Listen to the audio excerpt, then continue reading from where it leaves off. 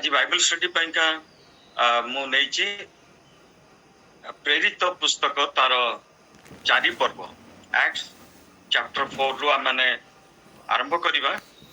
आ आजिर शीर्षक मु रखिछि जोटा कि वर्तमान हमर एई तत्कालीन वर्तमान हमर प्रेजेंट सिचुएशन को मैच करछि जे आ माने बहु समय भिन्न भिन्न लोक मानक पाखरु धमकर विषय सब पाउछु जे हमर क्रिश्चियन मानक प्रति ख्रीष्ट धर्म प्रति केते विपद सब आसुछि बोलिका तार ऊपर एटा टिके मैच करछि सेति पे सब्जेक्ट नेली।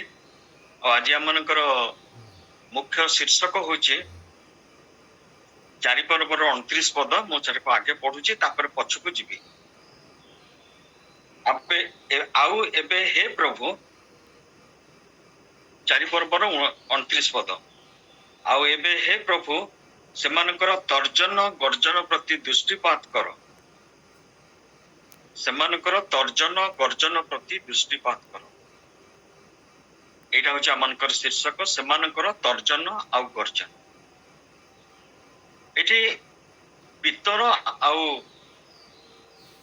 जोहन एमान होचंती मुख्य चरित्र ए 4 पर्वर। ए 4 पर्व जतले स्टार्ट होउची सेटा गोटे 2 पर्व 3 पर्व संगे लिंक रही किरी स्टार्ट होची। 3 पर्व रे आमे देखुछु जे जतले पितर जोहन से माने मंदिर को जाउथिले जे मंदिर रो द्वार पाखरे जने खंज लोक थिला। आ से खंज लोक जतले से भिक्षा मागीची से माने कहिसेंती आम पाखरे सुना के नाही रूपा नाही, आम पाखरे प्रभु जीशुंकर नाम अच्छे आ से जीशुंकर नाम द्वारा आमाने तुमको कहूछु उठिकी चल आ से चलिला। जीशु जते बेले जगत रे थिले एंती बहुत महा महा आश्चर्य कर्म करचंती किंतु तार इफेक्टटा एठी किंतु आमे देखुछु बहुत भिन्न टाइप रो इफेक्ट हला। जो माने सब वर्शिपर आथिले मंदिर को से माने सब एकत्र होइचंती आउ पितर जोहन जेते बेले प्रभु जीशुंकर नाम रे से खंज को सुस्थता प्रदान करिसंती बा जे खंज सुस्थ होइची एक्यूरेट वर्ड होची खंजटा सुस्थ होइची सेते बेले समान को पाखरे सान ईश्वर को वाक्य दबा आरंभ करिसंती। ए जो 3 पर्वर टिके न कहले आ संगे लिंकटा कटि जिवो। जेते बेले करचंती सेते बेले बहुत लोक से वाक्य को सुनिचंती। आ 4 पर्वर प्रथम रु जेठी हमें देखुछु से माने लोकमान को निकट रे कथा कहउथवा समय रे जाजक माने मंदिर रो सेनापति साधुकी माने समान को निकट रे उपस्थित हेले। आपण माने को मोटे सूची देवा को चाहे जे जो राजा माने सब शासन करथिले एई समर्थ को राजा है का नाहंती से मानकर जो मेन वाइफ जो ओरिजिनल वाइफ तार को है राजा होतला। मा ताकर जो कंकुबाइन थिले उपपत्नी माने सब थिले तांको पिला माने राजा हो नथिले किंतु से माने से राजकीय सम्मान पाउथिले। आ हमनकर ओडिसा रे जेमती भंजदेव सिंहदेव ए सब नाना दी रकम सब अछंती राज परिवार सब के मेन तो के सब उपपत्नी मानकर पिला माने साधुकी माने होचंती सेही राजकीय लोक मानकर वंश। आ जेहेतु समान के पाखरे शासन भार थिला से माने कोन करथिले ना जेरूशलेम रे ही से मंदिर पाखरे के ना सब जगह नै किरी ताकर घर द्वार सब बसैथिले। तेणु साधुकी माने होचंती रिच से माने होचंती मोस्ट प्रभावशाली लोक आ से माने होचंती मंदिर रो मुख्य कारपटदार आ से मानकर जो महासभा अछि से महासभा रे एमानकर कथा ही रहे। तापर आसीबा देखिया फारोसी माने से माने राजकीय नहंती से माने समाज रे सब किछि वर्ग रो लोक माने किंतु जते बेले से माने बाबिलोन रु फेरी चंती सेही समय रे से मानकर गोटे आमे हमर भाषा रे वर्तमान में कहूछु हार्ड लाइनर जे एई धर्म रो एई लोक मान होचंती हार्ड लाइनर फंडामेंटलिस्ट केतरे सो वर्ड माने व्यवहार करू से फारूसी माने होचंती से हार्ड लाइनर आ फंडामेंटलिस्ट से मानकर सब डिस्ट्रिक्ट वाइज आ ब्लॉक वाइज ଆଉ ଗ୍ରାମ ୱାଇଜ ତାଙ୍କର ସବୁ କ୍ୟାଡର ଲୋକ ଥାନ୍ତି। ଯେତେବେଳେ ସେମାନଙ୍କର ସମୀରଣ କଣ ଖମିର ଶୂନ୍ୟ ରୁଟି ପର୍ବ ପାଳନ ହୁଏ, ନିସ୍ତାର ପର୍ବ, ସେମାନେ ଇଭେନ ଘର ଘର ଯାଇକରି ଡୋଲି ଗୁଡାକରେ ବି ଦେଖିବେ ଯେ ସେ ଖମିର ଅଛି ନା ସେମାନେ ଫୋପାଡ଼ିଛନ୍ତି ବୋଲି। ପୁରା ରୀତିନୀତିକୁ ସେମାନେ ପୁରା ପାଳନ କରନ୍ତି। ଯୀଶୁ ଥିଲା ବେଳକୁ ସେମାନେ କହିଥିଲେ ଯେ କାଳ ସର୍ପର ତମାନେ ସନ୍ତାନ, ଆଉ ସେମାନେ ଯାହା କହନ୍ତି ଯାହା କରନ୍ତି ସେମାନେ କହନ୍ତି, ସେମାନେ କାର୍ଯ୍ୟରେ ଆକ୍ଚୁଆଲି କରନ୍ତିନି, ସେମାନେ ଦେ ୱର ଡିଫରେଣ୍ଟ। ଆଉ ସେମାନେ ଯୀଶୁ ସେମାନଙ୍କୁ କ୍ରିଟିସାଇଜ କରିଥିଲେ। ଏମାନେ ହେଲେ ଫାରୁସି। କିନ୍ତୁ ଯେତେବେଳେ ଆମେ ଚାରି ପର୍ବର ଆରମ୍ଭଟା ଦେଖୁଛୁ, ସେତେବେଳେ ଆମେ ଦେଖୁଛୁ ସେମାନେ ଲୋକମାନଙ୍କର ନିକଟରେ କଥା କହୁଥିବା ସମୟରେ ଯାଜକ ମାନେ, ହଁ ଏ ସାଧୁକ ମାନେ ହଉଛନ୍ତି ମୋଷ୍ଟଲି ଯାଜକ, ବହୁ ତାଙ୍କ ଭିତରୁ ଯାଜକ କର୍ମ ମଧ୍ୟ କରନ୍ତି। ମନ୍ଦିରର ସେନାପତି ତାଙ୍କର ଗୋଟେ ଯେମିତି ସିକ୍ୟୁରିଟି ସିଷ୍ଟମ ଥିଲା ମନ୍ଦିରର, ଆଉ ସେ ମନ୍ଦିରର ଯେ ସେନାପତି ତାମାନେ ଯୋଉ ଗାର୍ଡ ସେମାନେ ବି ଥିଲେ, ଆଉ ସାଧୁକୀ ମାନେ ଥିଲେ।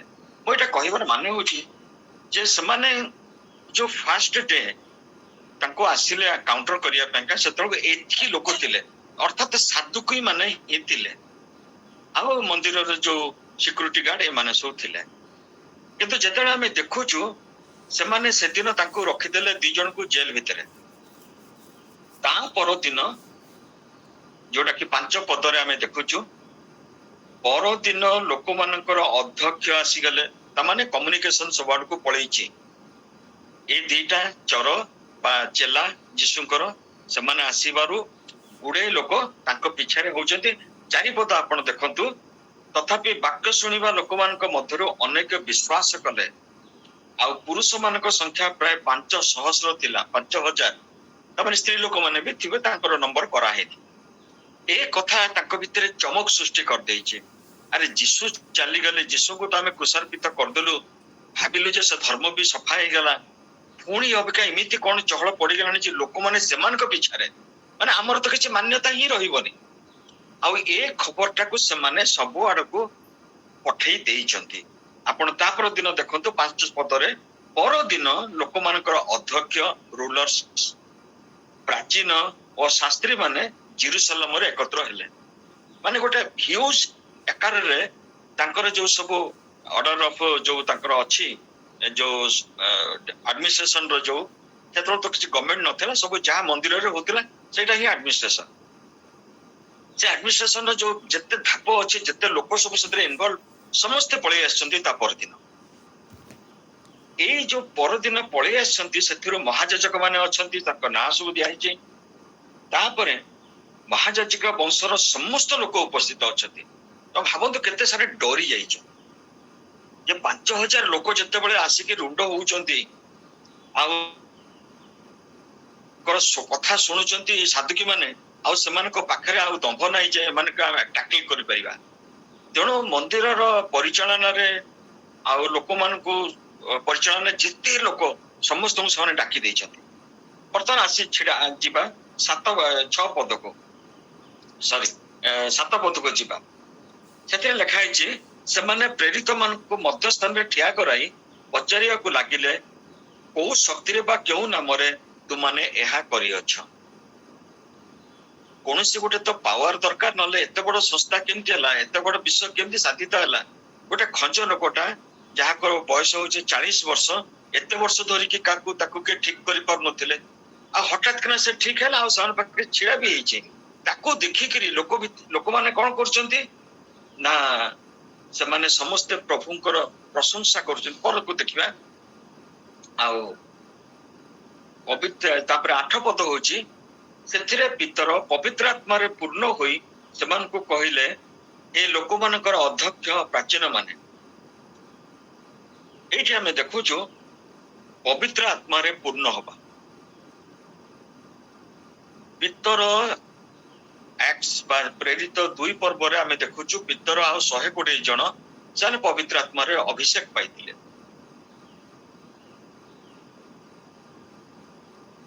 ଅଧିଷ୍ଠାନ କରିଥିଲେ, ସେମାନେ ଅନ୍ୟମାନେ ଶୁଣି ପାରିଥିଲେ ପ୍ରଭୁଙ୍କ ବାକ୍ୟ, ଆଉ ସେମାନଙ୍କ ହୃଦୟ ବିଦୀର୍ଣ୍ଣ ହୋଇଥିଲା, ଆଉ ସେମାନେ ପ୍ରଭୁ ଯୀଶୁଙ୍କୁ ଗ୍ରହଣ କରିଥିଲେ। ତେବେ ଯୋଉ ପବିତ୍ର ଆତ୍ମା ଏଇ ଦୁଇ ପର୍ବରେ ସେମାନଙ୍କୁ ଅଭିଷେକ କରିଥିଲେ। ଆଉ ଥରେ ପିତରଙ୍କ ଉପରେ ଆଉ ଥରେ ପିତର ସେ ପବିତ୍ର ଆତ୍ମାରେ ପୂର୍ଣ୍ଣ କାହିଁକି ହେଲେ ପ୍ରଶ୍ନ ଉଠିପାରେ। ତେବେ ପବିତ୍ର ଆତ୍ମା କଣ ଥରେ ହିଁ କେବଳ ଗୋଟେ ମଣିଷକୁ ସେ ପୂର୍ଣ୍ଣ କରନ୍ତି ତାପରେ ପଳେଇ ଯାଆନ୍ତି? ଅନେକ ରକମର ବାଦ ବିସମ୍ବାଦ ଅଛି, କିନ୍ତୁ ଏଇଠି ଆମେ ଗୋଟେ ଦେଖୁଛୁ ଯେ ଯୀଶୁ ଯୋଉ ସେମାନଙ୍କୁ ଯୋଉ ପ୍ରତିଜ୍ଞା ଦେଇଥିଲେ, ଲୁକ ତାର ଆମେ ଦେଖିପାରୁଛୁ ଲୁକ ତାର 12 ପର୍ବର 11 ଆଉ 12ରେ, ଆଉ ଯେତେବେଳେ ସେମାନେ ତୁମମାନଙ୍କୁ ସମାଜ ଗୃହ କର୍ତ୍ତୃପକ୍ଷ ଓ କ୍ଷମତା ପ୍ରାପ୍ତ ବ୍ୟକ୍ତି ମାନଙ୍କ ପାଖକୁ ଘେନି ଯିବେ, ସେତେବେଳେ ତୁମାନେ ଆପଣା ସପକ୍ଷରେ କିପରି ବା କି କଥା ଉତ୍ତର ଦେବ କିମ୍ବା କଣ କହିବ ସେ ବିଷୟରେ ଚିନ୍ତିତ ହୁଅ ନାହିଁ, କାରଣ କଣ କହିବାକୁ ହେବ ତାହା ପବିତ୍ର ଆତ୍ମା ସେହି ଦଣ୍ଡରେ ତୁମାନଙ୍କୁ ଶିଖାଇବେ। ଏଇଟା ହଉଛି ଯୀଶୁଙ୍କର ପ୍ରତିଜ୍ଞା ଥିଲା ଶିଷ୍ୟମାନଙ୍କୁ।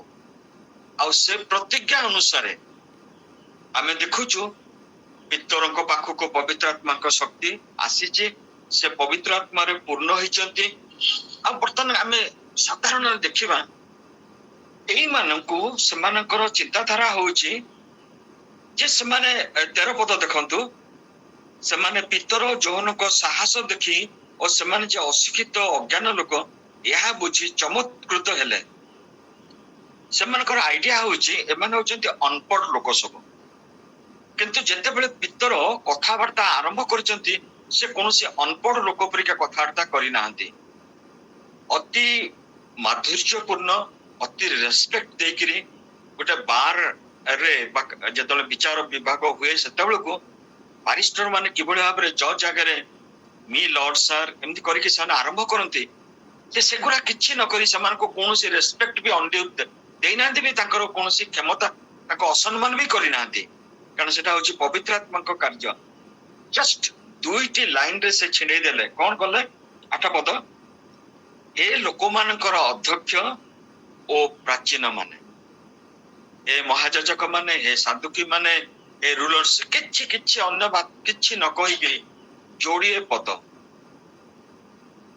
ଏ ଲୋକମାନଙ୍କର ଅଧ୍ୟକ୍ଷ ଅର୍ଥାତ୍ ଯୋଉମାନେ ରୁଲ କରୁଛନ୍ତି, ଆଉ ପ୍ରାଚୀନ ମାନେ। ତାପରେ ଆସିଗଲେ, ଆଉ ଯଦି ଜଣେ ରୋଗୀ ପ୍ରତି କରାଯାଇଥିବା ଉତ୍ତମ କାର୍ଯ୍ୟ ବିଷୟରେ ଆମ୍ଭମାନଙ୍କୁ ପଚରା ଯାଏ ଯେ ଏହି ଲୋକ କି ଉପାୟରେ ସୁସ୍ଥ ହେଇଛି, ତାମାନେ ଆପଣ ମାନେ ଆମକୁ ବିଚାର କରୁଛନ୍ତି ଗୋଟେ ଲୋକ ସୁସ୍ଥ ହେଲା ବୋଲି, ଗୋଟେ ଲୋକକୁ ପ୍ରଭୁ ଦୟା ଦେଖେଇଲେ ବୋଲି ଆପଣ ଆମମାନଙ୍କୁ ବିଚାର କରୁଛନ୍ତି, ଆମମାନଙ୍କୁ ଆଣିକି ମଧ୍ୟସ୍ଥାନରେ ଛିଡା କରିଛନ୍ତି। ଆମେ କେତୋଟି ପଦ ଦେଖିବା ଯେ ପବିତ୍ର ଆତ୍ମାଙ୍କର କାର୍ଯ୍ୟ କଣ।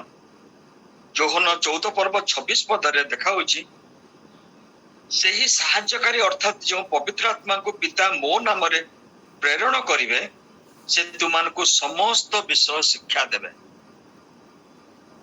ଟିଚ୍ କରିବା, ଶିକ୍ଷା ଦବା ହଉଛି ପବିତ୍ର ଆତ୍ମାଙ୍କର କାମ। ଆଉ କଣ କରିବେ? ସେତିକି ନାହିଁ, ଯାହା ଯାହା ମୁଁ ତୁମମାନଙ୍କୁ କହିଅଛି ସେଇ ସବୁ ତୁମମାନଙ୍କର ସ୍ମରଣକୁ ଆଣିବେ ବା ସ୍ମରଣ କରେଇ ଦେବେ। ଏଠି ଆମେ ଦେଖୁଛୁ ପ୍ରଧାନ ଯାଜକ ଆଉ ଅନ୍ୟମାନେ ହାଇଲି ଏଜୁକେଟେଡ, ତାଙ୍କ ଆଗରେ ଏମାନେ କିଛି ନୁହନ୍ତି, ଏମାନଙ୍କୁ ସେମାନେ କହୁଛନ୍ତି ଅଜ୍ଞାନ ଅଶିକ୍ଷିତ ବୋଲିକା କହୁଛନ୍ତି। କିନ୍ତୁ 13 ପଦରେ, କିନ୍ତୁ ସେଇ ଅଜ୍ଞାନ ଅଶିକ୍ଷିତ ମାନଙ୍କ ମୁଖ ଦେଇ ବର୍ତ୍ତମାନ ପବିତ୍ର ଆତ୍ମା କଥାବାର୍ତ୍ତା କରୁଛନ୍ତି। ଆରମ୍ଭଟା ଦେଖନ୍ତୁ କେତେ ସୁନ୍ଦର ଭାବରେ କରୁଛନ୍ତି। ଗୋଟେ ଉତ୍ତମ କର୍ମ ହେଇଛି, ଆଉ ଉତ୍ତମ କର୍ମକୁ ଯୀଶୁ କଣ କହନ୍ତି ଆପଣ ମାନେ ଜାଣିଥିବେ, ମାର୍କ 5ରେ ଯେ 5:19ରେ ଯେତେବେଳେ ସେ ଗରାସୀ ଅଞ୍ଚଳର ଲୋକ ସୁସ୍ଥ ହେଲା, ତାର ଭୂତାତ୍ମା ଛାଡିଗଲା, ଆଉ ସେ ଆସିକି କହିଲା ଯେ ପ୍ରଭୁ ମୁଁ ଆପଣଙ୍କ ସାଙ୍ଗରେ ଯିବି ବୋଲିକା, ସେତେବେଳେ ପ୍ରଭୁ କହୁଛନ୍ତି ଯୋଉ ଦୟା ତୁମେ ପାଇଛ, ଯୋଉ ଉତ୍ତମ କର୍ମ ସବୁ ତୁମ ଜୀବନରେ ଆଜି ଘଟିଛି, ସେଇ ସବୁ ଯାଅ ତୁମର ପରିଜନ, ତୁମର ବନ୍ଧୁବାନ୍ଧବ, ତୁମର ଜ୍ଞାତି ପରିଜନଙ୍କୁ ତାହା ସବୁ କୁହ। उत्तम कर्म को प्रभु सब बेले एसोसिएट करती दयार कर्म। प्रिय भाई भौणी माने आज जहा किछि आमे पाइछु प्रभु को दया हेतु पाइछु। खाली से खंज लोक पाइला ताहा नुहे, आमाने देखि पारुछु, कथा कहि पारुछु, सुस्थ सबल अछु, जोड़ी चलिबे फर्द फर्द जोड़ी पारिबे। केते दयार कर्म प्रभु आमानक जीवन रे करछन्ति। आ पवित्र आत्मा आज एई वाक्य माध्यम रे हमकु मध्य कहया को चाहंती जे आपण आमनकु विचार करछन्ति ए उत्तम काम करिया पेका। आपण गोटे साधा विषय देखंतु जे याकूब 2 पर्व 12-13 जदि के पारुचंती पढ़ी दियंतु। याकूब 2 पर्व 12-13। स्वाधीनतार व्यवस्था द्वारा जे तुम्हें माने विचारित हेबो एहा जणी सेही प्रकार कथा कुह ओ कार्य कर, कारण जे दया करे नहीं से निर्दय रूपे विचारित हेबो। दया विचार उपरे जयध्वनि करे। आमेन। आमे तो ए कार्यटा दया सकाशु करिचु। आपण केमिति भाबरे हमर विचार करचंती? दया जो विचार उपरे जयध्वनि करे। कोनसी लोक केबे केस फाइल करे जे मते एते सुंदर दया देखाला सेतबे मु केस फाइल करछि, मूर्खामी कथा। देखंतु पवित्र आत्मा जतले कथार्ता करंती जे सेमानकर चिंताधारा को, सेमानकर जो बुझवा शक्ति को, ताकर जो ज्ञान को से टोटल सेमान को बंद कर दियंती। सेमाने जेति आ कथार्ता करिया सुविधा पाइबे नाही। और से ही हेछि, से ही हला जेतले से कहउचंती तापरे एमान को सुविधा मिली गला। और सेमाने संगे संग आरंभ कर देले वाक्य प्रचार। और जेतबेले से वाक्य प्रचार आरंभ करचंती हमें देखुछु 10 रु आरंभ कले से नाजरीत यीशुंकर जाहाको आपण क्रूसरे बध करिसंती, ताहाको ईश्वर मृत मानक मध्यरु उठेइचंती, ताहाको नाम रे ताहाको द्वारा एई लोकटी सुस्थ होइजे। सार पचारथिले को काहा द्वारा आ को नाम द्वारा से सुस्थ हला। ताहा संगे रे खाली कहले नै यीशु ख्रीष्ट जाहाको आपण माने बध करिसंती। एई महासभा डिसाइड करथिला, निर्णय निष्पत्ति नैथिला जे से होचंती ईश्वर निंदक। एई महासभा लोक मान को उत्तेजित करथिला क्रूसरे चढ़ा। सेई महासभा आगरे की साहस, बाप रे! पवित्र आत्माकर शक्ति होची। सेही दंड रे लोक आमे 10 12 13 देखिलु। सेही दंड रे पवित्र आत्मा तुमान को कहिबे कौन कहिबा को हबो, ताकुरु चिंता करो नाही। ये साहस सेमान को अभियुक्त करूचंती जे तमाने ही हत्याकारी कहू नांती डायरेक्ट, किंतु तमाने क्रूसरे तांको बध करिलो। तापर कोन कहउचंती ईश्वर मृत मानक मध्यरु उठेइचंती। मु आपनको टिके आगुरु कहउथिले से मंदिरर परिचालना आ याजक कर्म भी एमाने बहुत पावरफुल साधुकी माने आ सेमाने पुनरुत्थान ऊपर विश्वास करंती नाही। लाइफ आफ्टर डेथ आ एंजल्स मानकर गतिविधि एरा सब साने विश्वास करंती नाही। तेना भाबंतु साने केते विरक्त होइथिबे, केते क्रोधान्वित होइथिबे। मोर गोटे प्रिंसिपल, मु ख्रीष्टन को ग्रहण करछि, मु ख्रीष्टान धर्म नैछि। मजन जने आसी कहिबो एटा विदेशी धर्म, तू काहे कि नेलु फेरिया आउतरे आउ जो देश धर्म रे तू थिलु, मते निहाते विरक्त लाग्यो। आज सेटा सेमाने तांको आगरे कहउचंती, पर सेतिके नै 12 पद को आसंतु। ताहांको छडा काहाठारे परित्राण नाही, कारण जहा तोरा मन को परित्राण पाए को हबो आकाश तळे मनुष्य मानक मध्यरा कोनोसी नाम दिया जाई नाही। जहा को आपण माने बध कले से होचंती गुटे कोणर प्रस्तर, कि ताको आपण अदरकारी बोली भाबिकिरी आपण फोपाडी देले। आ ईश्वर जहा को आपण भी सेवा करती, आमे भी सेवा करू, से तांको उठेइकिरी आ ताहांको नाम रे आश्चर्य कर्म हेइची। 14 देखंतु 13 देखंतु। पितर जौनक साहस देखि सेमान जे अशिक्षित अज्ञान यह बुझी चमत्कृत हेले, पुणी से जीशु सांगे थिले बोली से चिन्हिले। प्रिय भाई भौणी माने आमर परिचय होची we are with Jesus.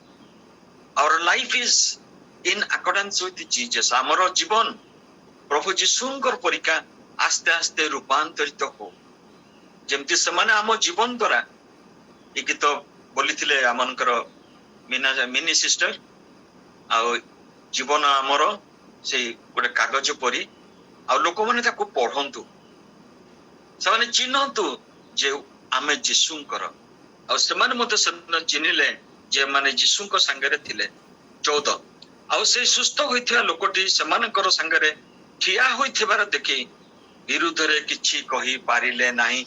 एटा होछि आउ गुटे जीशुंकर प्रतिज्ञा से तुमर किछि करि पारिबेनी। तुमको अधिकार दिया होछि साप ऊपर चलियो बेंग ऊपर चलियो बिछा ऊपर चलियो सब किछि करिवो किंतु कोनोसी भाबरे केही तुमर अनिष्ट करि पारिबेनी। से दिन से जो माने जीशु को क्रूस अर्पित करिया पई निष्पत्ति नैथिले आज से बहु संख्यार उपस्थित अछंती किंतु देखा होछि 14 पदरे विरुद्ध रे किछि कहि पारिले नाही। एटा होछि पवित्र आत्मा को कार्य तांकर शांति बोधर अगम्य आ तांकर कथा होछि आमर चिंता को बुझी पारिबार शक्ति नाही। एबे एते ज्ञानी लोक कुआडे गला तांकर ज्ञान काहे के एते आगे थिले तो काहे किछि करि पारलेनी। एटा होछि पवित्र आत्मा को कार्य से आमानकर चिंता शक्ति को आमानकर ज्ञान बुझिबा शक्ति को उल्टाई पकांती आमाने जा चाहितु करिया पे का करि पारुना काहे कि जेतले पवित्र आत्मा हस्तक्षेप करिवे से वंडरफुल वे से हस्तक्षेप करती। 15 पर से माने सभारू बाहर जीवा को आज्ञा दे से माने परस्पर मध्य परामर्श करिया कहया को लागिले ए लोक गुडा प्रति कोन करा जीव तांको चिंता काम करूनी तांको बुद्धि काम करूनी निष्पत्ति नहीं पारु नांती कोन करा जीव।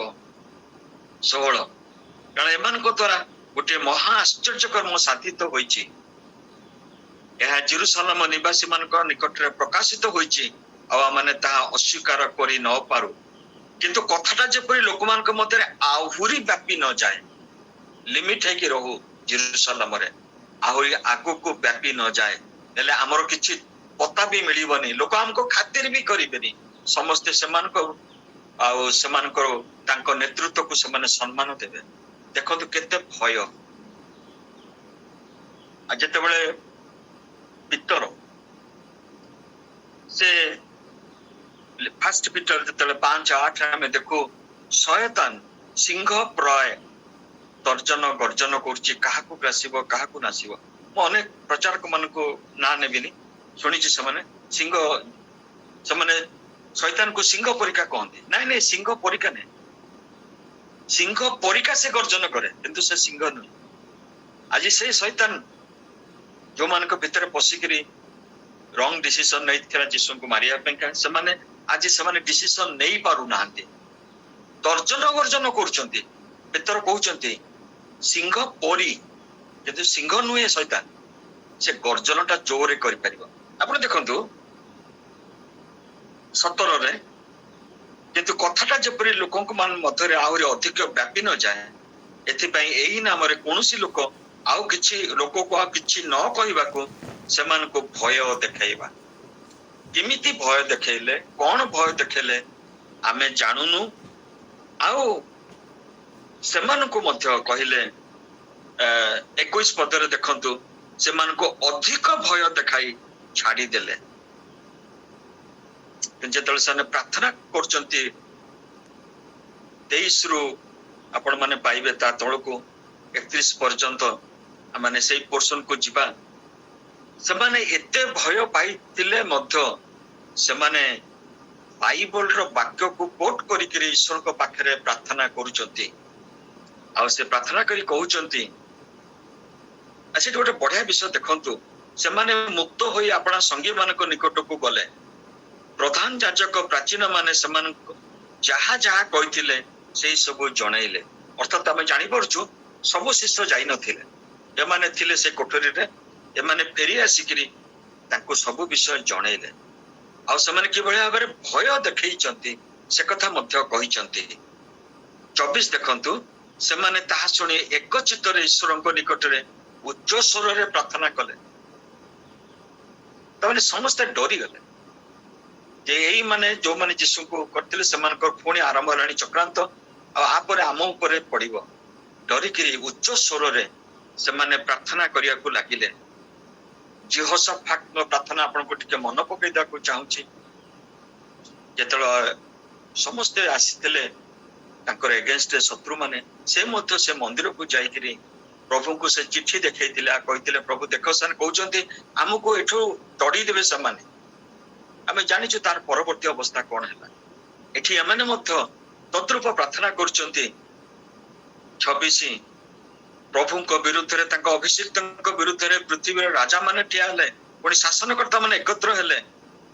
ତାପରେ 28 ତୁମ୍ଭର ହସ୍ତ ତୁମ୍ଭର ସଂକଳ୍ପ ଦ୍ୱାରା ଯେ ସମସ୍ତ ବିଷୟ ଘଟିବ ବୋଲି ପୂର୍ବରୁ ନିରୂପିତ ହୋଇଥିଲା ତାହା କରିବାକୁ ଏକତ୍ର ହେଲା, ଅର୍ଥାତ୍ ଯୀଶୁଙ୍କର କୁଶାରୋପଣ। 29 ଆଉ ଏବେ ହେ ପ୍ରଭୁ ସେମାନଙ୍କର ତର୍ଜନ ଗର୍ଜନ ପ୍ରତି ଦୃଷ୍ଟିପାତ କର, ପୁଣି ତୁମର ଦାସମାନଙ୍କୁ ପୂର୍ଣ୍ଣ ସାହସ ସହ ତୁମ୍ଭର ବାକ୍ୟ କହିବାକୁ ଶକ୍ତି ଦିଅ। ସେତେବେଳେ ଲେଖା ହଉଛି ଯେ 13 ପଦରେ ସେମାନେ ପିତର ଯୋହନଙ୍କର ସାହସ ଦେଖିକିରି ସେମାନେ ଚମତ୍କୃତ ହୋଇଥିଲେ। ଏମାନଙ୍କ ମାଗୁଛନ୍ତି ଆମକୁ ଆହୁରି ସାହସ ଦିଅ। ଯାହାର ମାଗୁନାହାନ୍ତି ସେ ପ୍ରଧାନ ଯାଜକ ମାନଙ୍କୁ ଆରେଷ୍ଟ କର, ସେ ପ୍ରଧାନ ଯାଜକ ଆଉ ପ୍ରାଚୀନ ମାନଙ୍କୁ ପନିଶମେଣ୍ଟ ଦିଅ। ସେମାନେ ମାଗୁଛନ୍ତି ସାହସ ଦିଅ, ଯୋଉଟା କି ଦରକାର ଆମ ପ୍ରତ୍ୟେକଙ୍କ ଜୀବନରେ ଦରକାର। ଯେତେବେଳେ ବି ଆମେ ଦେଖୁଛୁ ଯୀଶୁଙ୍କୁ ପ୍ରଭୁ ମୂଷାଙ୍କ ପରେ ତାଙ୍କୁ ଡାକିଲେ ଲିଡରସିପ ନବା ପାଇଁ, ତାଙ୍କୁ କହିଲେ ସାହସ। ଯେତେବେଳେ ଯୀଶୁ ଶିଷ୍ୟମାନଙ୍କୁ ଦେଖାଦେଲେ ସାହସ କର, ଏତ ମୁଁ ଭୟ କର ନାହିଁ। ସାହସ ଗୋଟେ ଏଭଳି ଜିନିଷ ଶତ୍ରୁକୁ ସେଟା ଅସୁବିଧାରେ ପକାଏ। ପ୍ରଭୁ ଯୋଉମାନଙ୍କୁ ସାହସ ଦେଇଛନ୍ତି ସେଟା ଅତି ମୂଲ୍ୟବାନ ବିଷୟ। ଆଉ ଏମାନେ ମାଗୁଛନ୍ତି ପ୍ରଭୁ ଆମମାନଙ୍କୁ ପୂର୍ଣ୍ଣ ସାହସ ଦିଅ। ଆକ୍ଟସ 4:29 ପଦରେ ଆମକୁ ଦିଅ, ତୁମ୍ଭର ବାକ୍ୟ କହିବାକୁ ଶକ୍ତି ଦିଅ। କିଛି ଦିନ ତଳେ ଆମମାନଙ୍କର ସାନୁ ଭାଇ ସାବେଲ ବେହେରା କହୁଥିଲେ ଏଫିସିରୁ ଯେ ତାଙ୍କର ବାକ୍ୟ ଦ୍ୱାରା ଆହୁରି ସାହସ ପାଇବା ପାଇଁକା, ଶକ୍ତିଯୁକ୍ତ ହବା ପାଇଁକା ଆମମାନଙ୍କୁ ହବ। ଏମାନେ ସେ ଶକ୍ତି ପାଇଁ ପ୍ରାର୍ଥନା କରୁଛନ୍ତି। ଆଉ ଯେତେବେଳେ ପ୍ରାର୍ଥନା କରୁଛନ୍ତି ସେତେବେଳକୁ କଣ ହଉଛି, ତୁମର ହସ୍ତ ବିସ୍ତାର କର। ଏସବୁ ପାଇଁକା ତୁମର ହସ୍ତ ଆମମାନଙ୍କୁ ବିସ୍ତାର କର। 31 ଆମେ ଦେଖୁଛୁ ସେମାନେ ପ୍ରାର୍ଥନା କଲା ଉତ୍ତାରେ ଯେଉଁ ସ୍ଥାନରେ ଏକତ୍ର ହୋଇଥିଲେ ତାହା କମ୍ପି ଉଠିଲା। ମୁଁ ତାକୁ ଏଭଳି ଭାବରେ ଭାବେ, ଯୋଉ ପିତରଙ୍କ ସଭାରେ ଉପସ୍ଥିତ ଥିଲା ବେଳକୁ ପବିତ୍ର ଆତ୍ମାରେ ପୂର୍ଣ୍ଣ ହୋଇଥିଲେ, ସେଇ ପବିତ୍ର ଆତ୍ମା ପୁଣି ଆଉ ଥରେ ପ୍ରଚୁର ଭାବରେ ଆସିଛନ୍ତି। ଅଧିକ ମାତ୍ରାରେ ଶକ୍ତିକୁ ପଠା ହେଇଛି। ଆଉ ଶକ୍ତି ଏତେ ପରିମାଣରେ ଆସିଛି, ସେ ଶିଷ୍ୟମାନେ ଯୋଉ ରୁମରେ ବସିଥିଲେ ତାକୁ ପରିପୂର୍ଣ୍ଣ ହେଲା ପରେ ସେ ଜାଗାଟାକୁ କମ୍ପନ କରିଦେଇଛି। ପ୍ରେଜ୍ ଦ ଲର୍ଡ। ଏ ହଉଛି ପବିତ୍ର ଆତ୍ମାଙ୍କର ଶକ୍ତି। କୌଣସି କଥା ଆସିନି, କୌଣସି ଆସ୍ୟୁରାନ୍ସ ଆସିନାହିଁ, ମାତ୍ର ପବିତ୍ର ଆତ୍ମାଙ୍କର ଶକ୍ତି ଆସିଛି। ଜାଗା କମ୍ପିବାକୁ ଲାଗିଲା। ଆଉ ସେମାନେ କଣ ମାଗିଥିଲେ? ପ୍ରଭୁ ତୁମର ହସ୍ତ ବଢାଅ। ଆମେ ଆଉ ଥରେ ପୁଣି କହିବୁ, ଆମେ ବନ୍ଦ କରିବୁନି, ଆମେ କହିବୁ ଆମେ ହଉଛୁ ଆପଣଙ୍କର ମୁଖପାତ୍ର, ଆମକୁ ଶକ୍ତି ଖାଲି ଦିଅ, ସାହସ ଦିଅ। We are your spokesperson. ପ୍ରତି ଦଳର ଗୋଟେ ଗୋଟେ ସ୍ପୋକ୍ସ ପର୍ସନ ଥାନ୍ତି, ସେମାନେ ଏହି ଦଳ ପାଇଁ ସବୁ କହିବେ ଆମେ ପ୍ରଭୁ ତୁମର ମୁଖପାତ୍ର।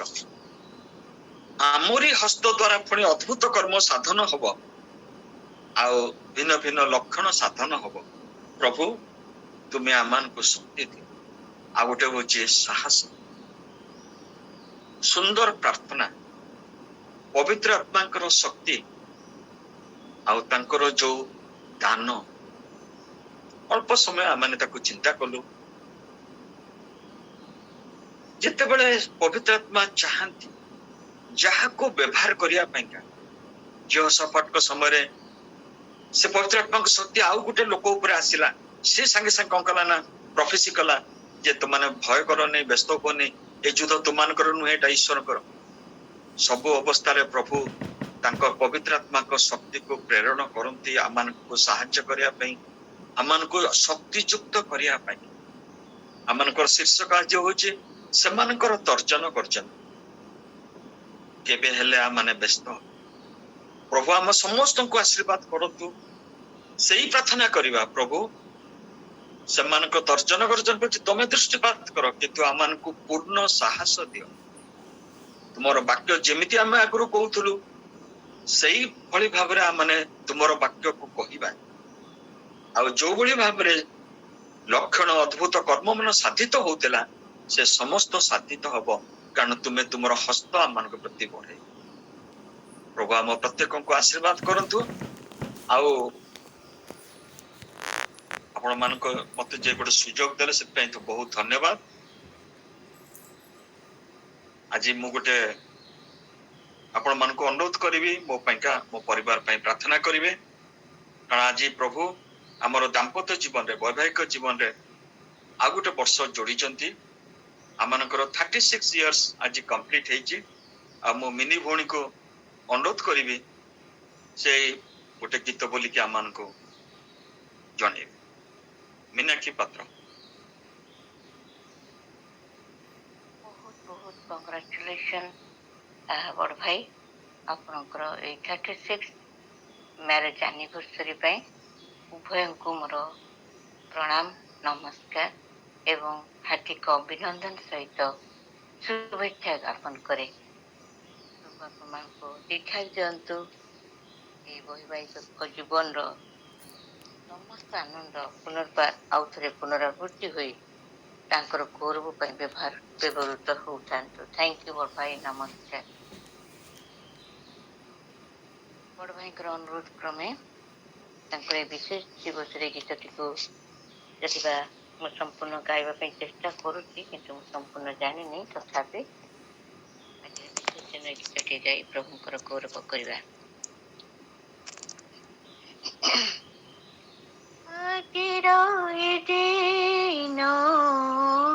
तुम महादान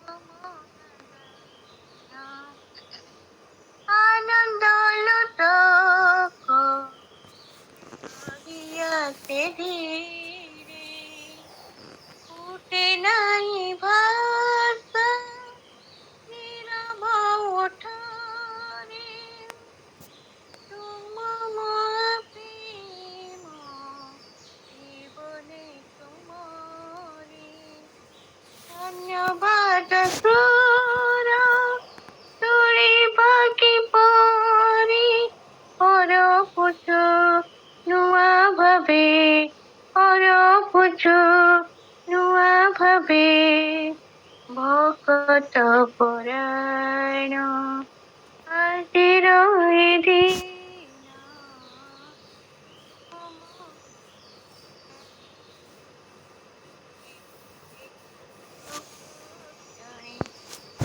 पिया बहन पिया बहन आजिर ए दिन तुम